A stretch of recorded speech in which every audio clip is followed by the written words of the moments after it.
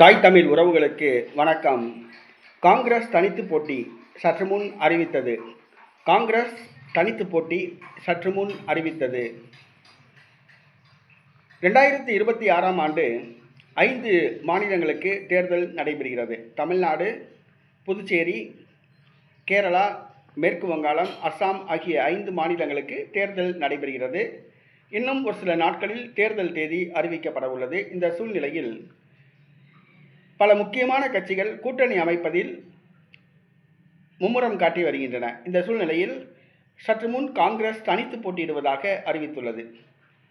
அது தமிழ்நாட்டில் அல்ல, மேற்கு வங்காளத்தில் தனித்து போட்டியிடுவதாக அறிவித்துள்ளது. மேற்கு வங்காளத்தில் காங்கிரஸ் ஆட்சியை இழந்து ஏறத்தாழ 45 ஆண்டுகள் ஆகிவிட்டன. 1977ஆம் ஆண்டு காங்கிரஸ் ஆட்சியை அங்கு இழந்தது. ஏறத்தாழ 48 ஆண்டுகள் ஆகிவிட்டன. கம்யூனிஸ்ட் கட்சி ஆட்சியில் இருந்தது. காங்கிரஸ் கட்சியிலிருந்து வெளியேறிய திரிணாமுல் காங்கிரஸ் மம்தா பானர்ஜி கம்யூனிஸ்ட் கட்சியை வீழ்த்தி கடந்த 15 ஆண்டுகளாக ஆட்சியில் உள்ளார்.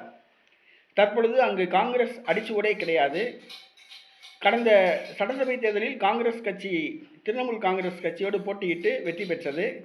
தற்பொழுது திரிணாமுல் காங்கிரஸ் கட்சி காங்கிரஸ் கட்சியை ஒரு பொருட்டாக கருதவில்லை. ஆகவே வருகிற சட்டசபை தேர்தலில் காங்கிரஸ் கட்சி தனித்து போட்டியிட முடிவு செய்துள்ளது. அங்கு தனித்து போட்டியிட்டால் காங்கிரஸ் கட்சி ஒரு தொகுதி கூட வெற்றி பெறாது என்பது அனைவருக்கும் தெரியும். அங்கு காங்கிரஸ் கட்சிக்கு தற்பொழுது 1% வாக்குகள் கூட அங்கு கிடையாது. காங்கிரஸ் கட்சியே இல்லாத ஒரு சூழ்நிலை தான் உள்ளது.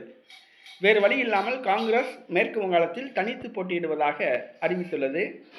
காங்கிரஸ் தனித்து போட்டி என்ற அறிவிப்பை மேற்கு வங்காளத்தில் உள்ள திரிணாமுல் காங்கிரஸோ, பாரதிய ஜனதா கட்சியோ, மார்க்சிஸ்ட் கம்யூனிஸ்ட் கட்சியோ இதனை ஒரு பொருட்டாக கருதவில்லை என்பது வேறு விஷயம்.